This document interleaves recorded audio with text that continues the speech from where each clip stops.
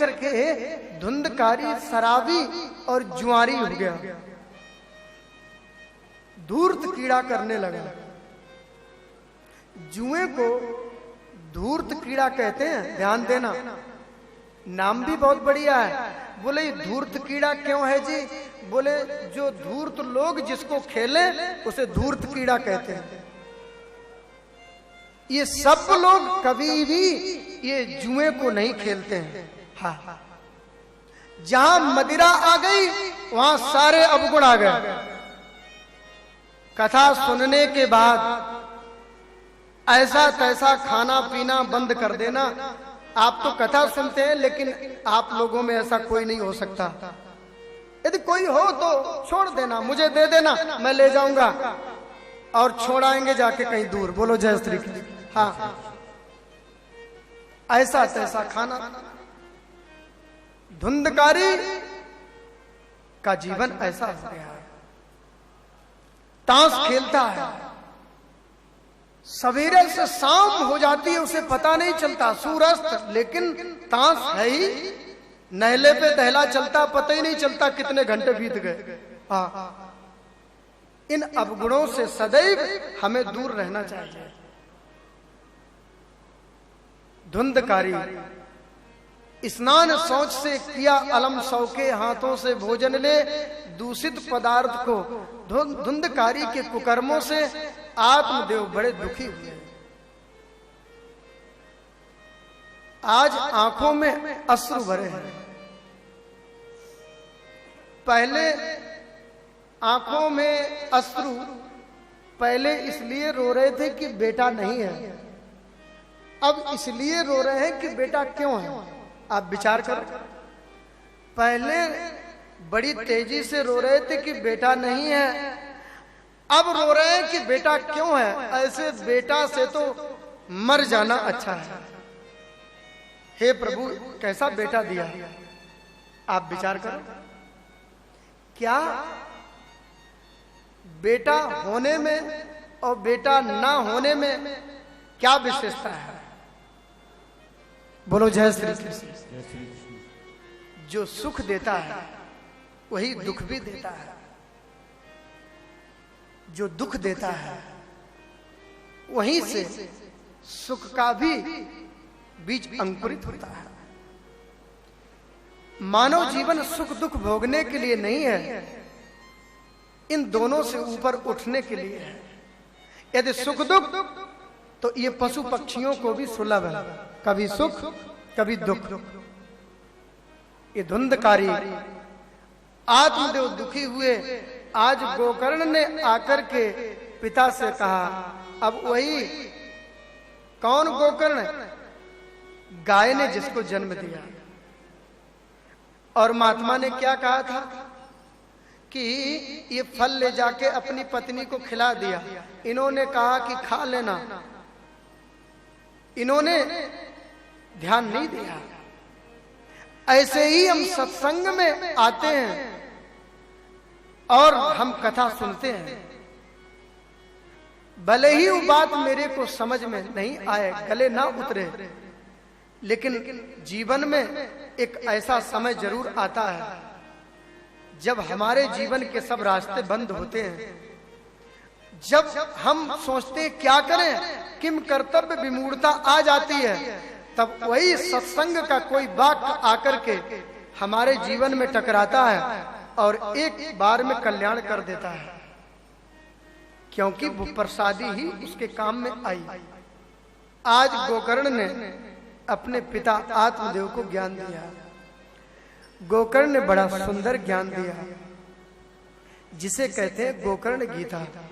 गोकर्ण कहते हैं, पिताजी आप जानते हो, नचेंद्र से सुखम किंचिन न सुखम चक्रवर्ती ना। यदि इंद्र से भी पूछा जाए कि तुम सुखी हो, तो इंद्र भी ये जवाब नहीं दे सकता। संसार का कोई भी प्राणी ये नहीं कह सकता है कि मैं सर्वांश में सुखी हूं। नहीं, नचेंद्र से सुखम किंचिन न सुखम चक्रवर्ती ना। सुख मस्ती विरक्त से मुनेरे कांति जीवना। संसार में सुखी वही है, शांत वही है जिसने अपनी वासनाओं को खत्म किया। दीन कहे धनवान सुखी, धनवान कहे सुख राजा को भारी। राजा कहे महाराजा सुखी, महाराजा कहे सुख इंद्र को भारी। इंद्र कहे चतुरानन को सुख, ब्रह्मा कहे सुख विष्णु को भारी। तुलसीदास विचार करें, हरि भजन बिना सब जीव दुखारी। शांति किसे, आनंद किसे, ये हिसाब तो लगाना ही चाहिए। आज आत्मदेव को ज्ञान गोकर्ण ने दिया।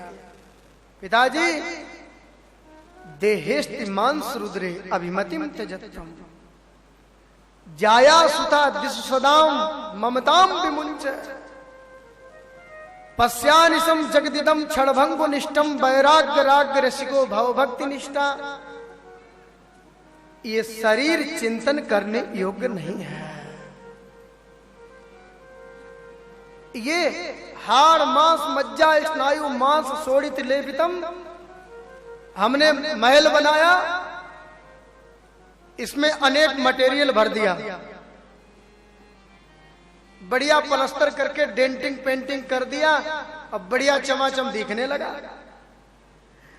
जैसे ही एक हथौड़ा मारा, अंदर का माल बाहर आ गया, सरिया सीमेंट बाहर, सारी चमक खत्म।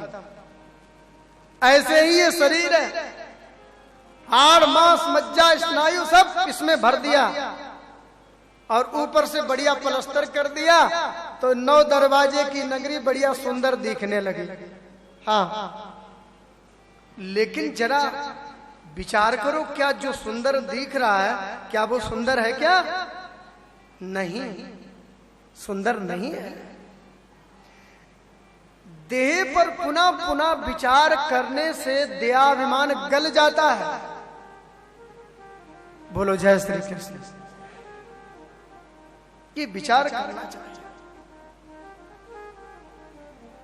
गोकर्ण ने ज्ञान दिया, पिताजी आपने राग करके तो देख लिया, अब थोड़ा वैराग्य का भी रस लो। वैराग्य राग रसिको भव भक्ति निष्ठा। रागों का पूरा जीवन रागों में निकाल दिया, अब जरा वैराग्य में भी पहुंचो और रसिकों का, ज्ञानियों का संग करो,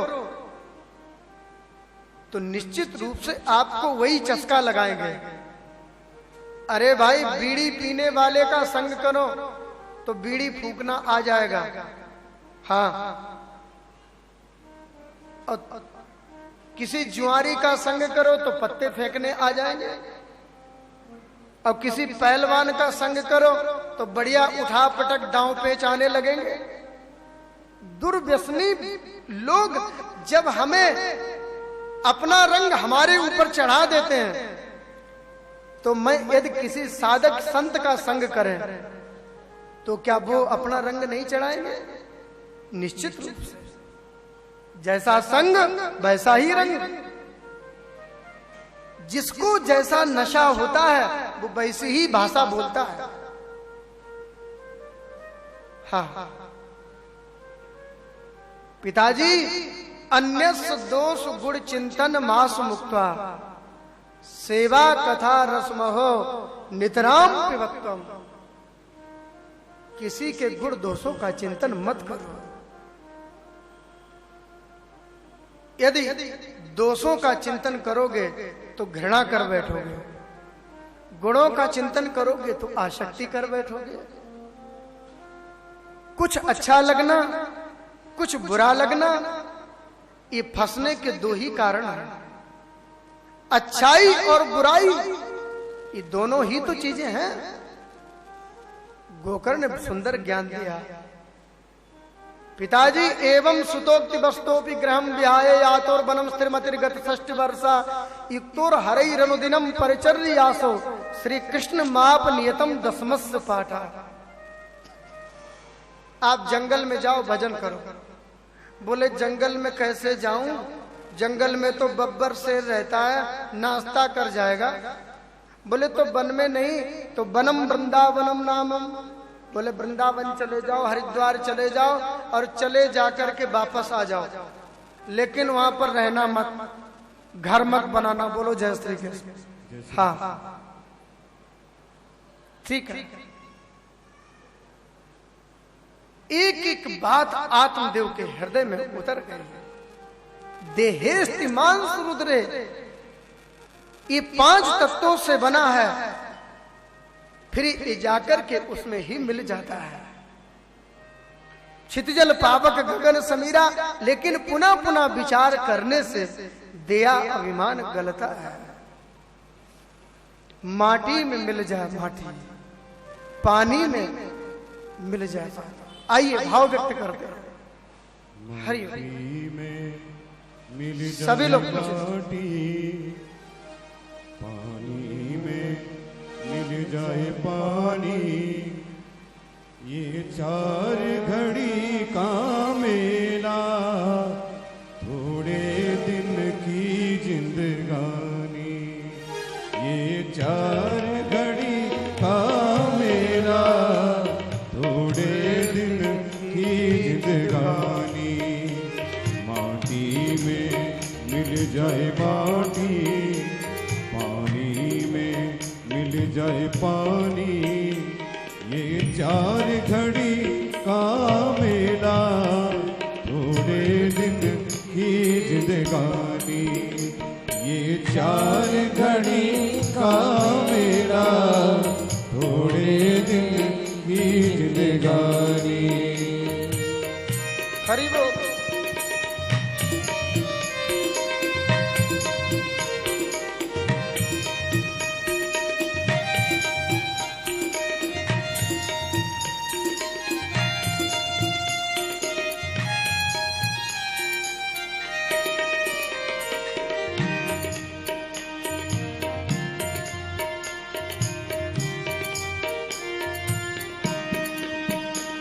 महलों में रहने वाले, जंगल में होगा डेरा।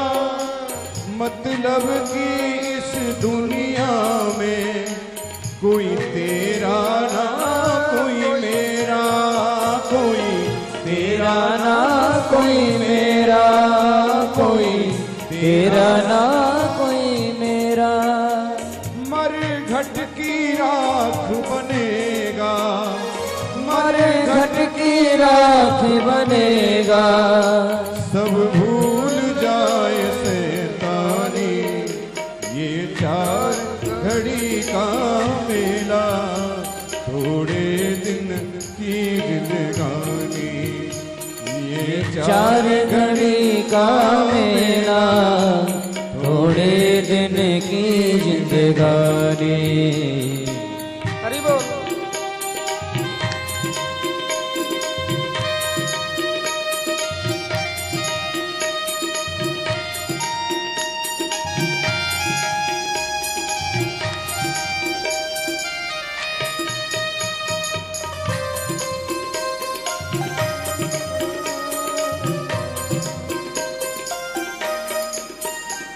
इतरा कर चलने वाले, मत चाल चले मतवारी।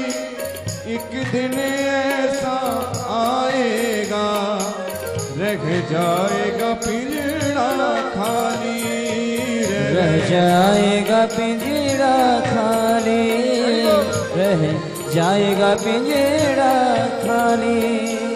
जब डंडा पड़े काल का, जब डंडा पड़ेगा काल का, तेरी नहीं चले मनमानी। ये 4 घड़ी का मेला, थोड़े दिन की जिंदगानी। ये 4 घड़ी का मेला, थोड़े दिन की जिंदगानी। हरि बोल।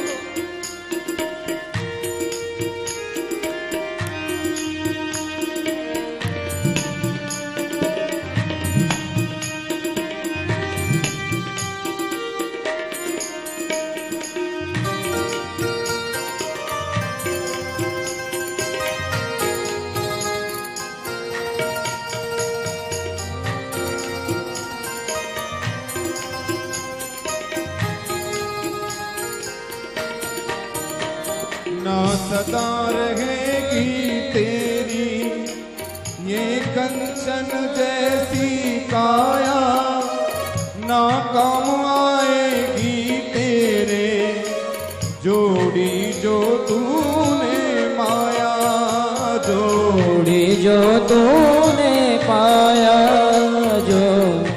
जो तूने पाया।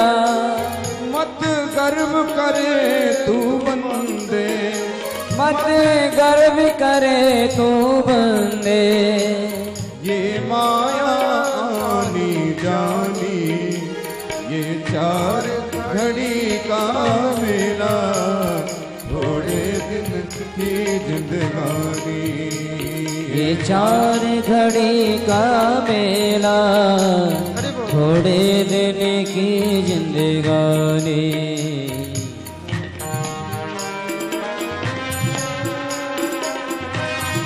हरि बोल।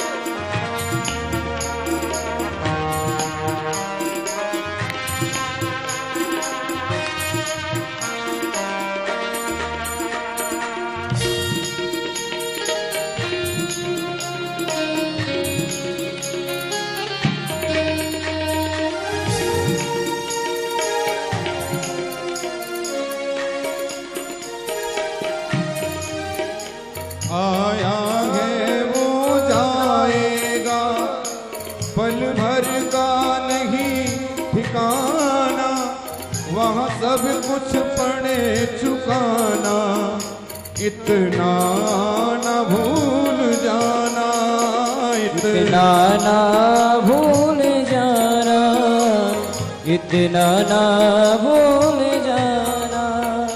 भज ले हरि नाम रसिक तू, भज ले हरि नाम रसिक तू, कुछ सोच समझ अभिमानी, ये चार घड़ी का मेला, थोड़े दिन की जिंदगानी, ये चार घड़ी का मेला, थोड़े दिन की जिंदगानी। माटी में मिल जाए माटी, पानी में मिल जाए पानी, माटी में मिल जाए माटी, पानी में मिल जाए पानी, ये चार घड़ी का मेला, थोड़े दिन की जिंदगानी, ये चार घड़ी का मेला, थोड़े दिन की जिंदगानी। ये चार घड़ी का मेला, थोड़े दिन की जिंदगानी, ये चार घड़ी का मेला, थोड़े दिन की जिंदगानी, थोड़े दिन की जिंदगानी, थोड़े दिन की जिंदगानी, थोड़े दिन की जिंदगानी। देहेस्तिमान सुरुद्रे अभिमतिम त्यजत्यम, जाया सुता दिशु सदाम ममताम विमुंच। गोकर्ण जी ने अपने पिता आत्मदेव को अद्भुत ज्ञान दिया है और आत्मदेव को वैराग्य हो गया। आत्मदेव ने भागवत को लेकर के ग्रहम त्यक्त्वा वनम गता। अब देखो ना जी, पहले घर छोड़ करके वन में क्यों गए थे कि बेटा नहीं है, अब घर छोड़ करके वन में जाना पड़ रहा है किस लिए कि बेटा क्यों है। आप जरा हिसाब लगाओ,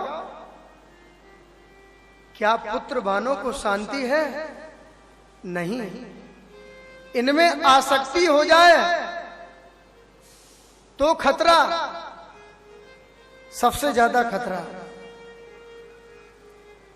जो हमारी सेवा करता है वही हम पर शासन करता है।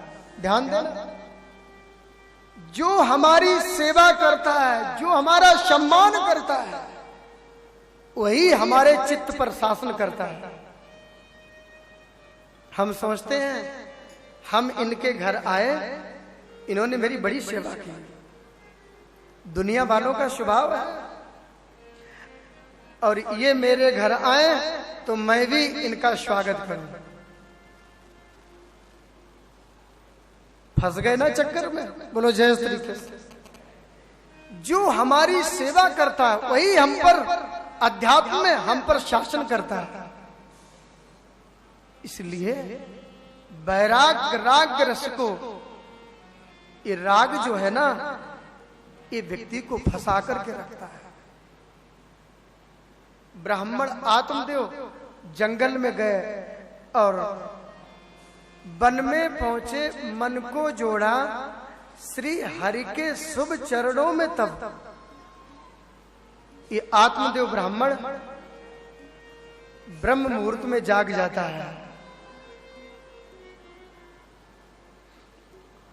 तारे आकाश में होते हैं ब्रह्म मुहूर्त में। जो ब्रह्म मुहूर्त में जागता है वो कभी अज्ञानी नहीं रह सकता है। ध्यान देना,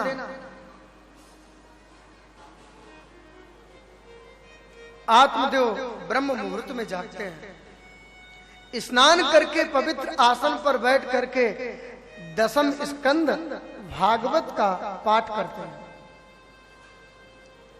ध्यान देना, भागवत में 12 स्कंद हैं,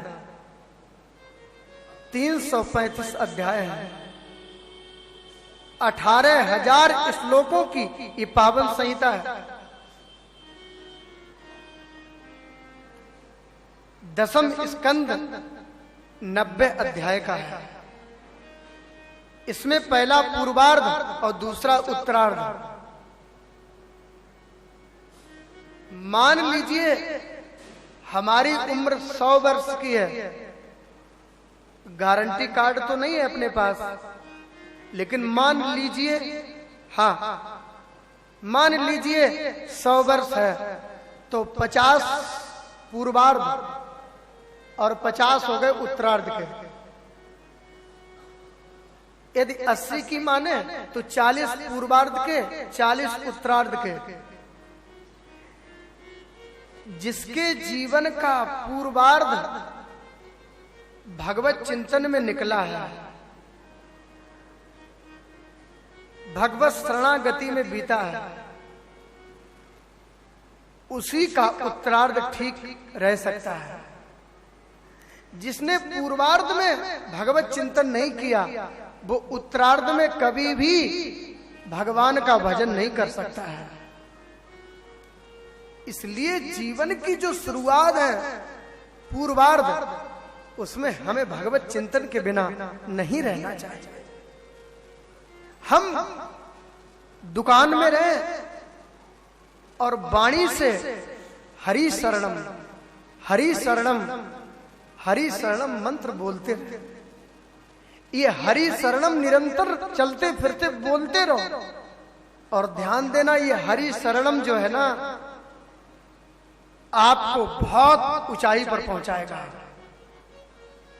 ये चित्त को एकाग्र करता है। सनकादिकों ने इस मंत्र के बल पर मृत्यु पर भी विजय श्री प्राप्त कर ली। हरि शरणम। हम घर में रहें, दुकान में रहें, शरीर से कार्य कर रहे हैं, लेकिन वाणी से हम भगवान का नाम लेते रहे। जिसका नाम लेंगे उनकी याद भी उतनी ही आएगी। आत्मदेव जंगल में गया, दसम स्कंद का पाठ किया, और दसम स्कंद का पाठ करते करते वो टेढ़ी टांग वाला मोर मुकुटधारी आत्मदेव के चित्त में आकर के बैठ गया। हाँ, चित्त में आकर के बैठ गया। विचार करो, अपन जिसका जितना चिंतन करेंगे वो उतना ही मेरे हृदय में घर करता है। हाँ, लीलाएं सुनने से भगवान से हमारा परिचय होता है, जिन्हें हम अब तक जानते नहीं थे। कोई कितना बड़ा व्यक्ति भी आकर आपके बगल में आकर के बैठ जाए, आपको उसके बारे में पता नहीं है, तो आप क्या जानो? किसी ने बता दिया भाई ये फला व्यक्ति है, बहुत बहुत ऊंचा महापुरुष है, ज्ञानी है, परिचय होते ही जिज्ञासा जागृत हो जाती है। क्योंकि जाने बिना न होए प्रतीति, और बिन प्रतीत होए नहीं प्रीति। आप मुझे रास्ते में मिल गए और मैंने अपने स्वभाव के मुताबिक आपसे कहा भैया जय श्री कृष्ण। आपने कहा ये कृष्ण कौन है? आपको कृष्ण के बारे में मालूम नहीं था, ये कृष्ण कौन है। दूसरे दिन आप जा रहे थे, आपने देखा कथा हो रही थी, उसमें बैठ गए, आपने कथा सुनी तो आपको कृष्ण से परिचय हो गया। हाँ, चौथे दिन आप मुझे फिर मिल गए, मैंने स्वभाव के मुताबिक कह दिया भैया जय श्री कृष्ण। आपने मुस्कुरा करके कहा हाँ, वही टेढ़ी टांग वाला, वही मंद मुस्कुराहट वाला, वही नंद का लाला, वही मोर मुकुट वाला। जय श्री कृष्ण कहते ही पूरी कृष्ण कथा आपके दिलो दिमाग पर गूंजने लगी। ये क्या है?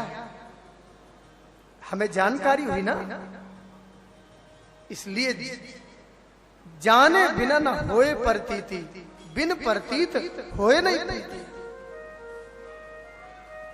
ऐसे ही जितनी हम भगवान की कथाएं सुनेंगे, हमारा एक नशा, हमारा एक आदत बन जाए, अभ्यास में आ जाए कि हम भगवान की कथा सुने बिना नहीं रह सकते, तो निश्चित वो हरि जो है हमारे चित्त में आकर के बैठ जाए। आज आत्मदेव जंगल में है और दसम स्कंद के माध्यम से भगवान की लीलाओं का अवलोकन करते हैं। और वो हरि जो हरण करने वाला है, वो आकर के चित्त में आकर के हठात द्रवीभूत हो गया, बैठ गया। सज्जनों, भगवत चरणों में रति करता हुआ ब्राह्मण भगवान को प्राप्त हो गया, भगवत प्राप्ति कर ली। यही तो है भगवान की कथा की महिमा। इधर गोकर्ण जी ने भी विचार किया, पिताजी चले गए जंगल में, अब मुझे भी घर में नहीं रहना चाहिए, चलना चाहिए। आज गोकर्ण ने भी घर छोड़ने का विचार बनाया। आज गोकर्ण भी घर छोड़ करके तीर्थाटन के लिए चले गए। गोकर्ण भी चले गए, अब घर में रह गए दो सदस्य। कौन कौन? धुंधकारी और उसकी माता धुंधुली, दोनों एक ही राशि के हैं भला। हाँ, और ये धुंधकारी भी धुंधुली के कारण ही आया। उसने झूठ बोला, कपट किया, अपना पाप ही हमारे लिए मृत्यु के रूप में परिवर्तित होता है। ये धुंधुली का अपराध ही धुंधकारी के रूप में आया। आज धुंधकारी ने आकर अपनी माता जी को पकड़ा। माता जी, पिताजी जंगल में चले गए, मुझे जल्दी बताओ पिताजी ने कितनी तिजोरियां आपको सौंपी हैं? हाँ, चाबी मुझे दो, मालिक मैं हूं। बेटा, तूने तो घर में कुछ भी नहीं छोड़ा, तूने तो घर के रसोई के बर्तन भी तूने बेच लिए, घर के अंदर कुछ भी नहीं है बेटा। धुंधकारी कहता है, यदि मुझे नहीं बताओगी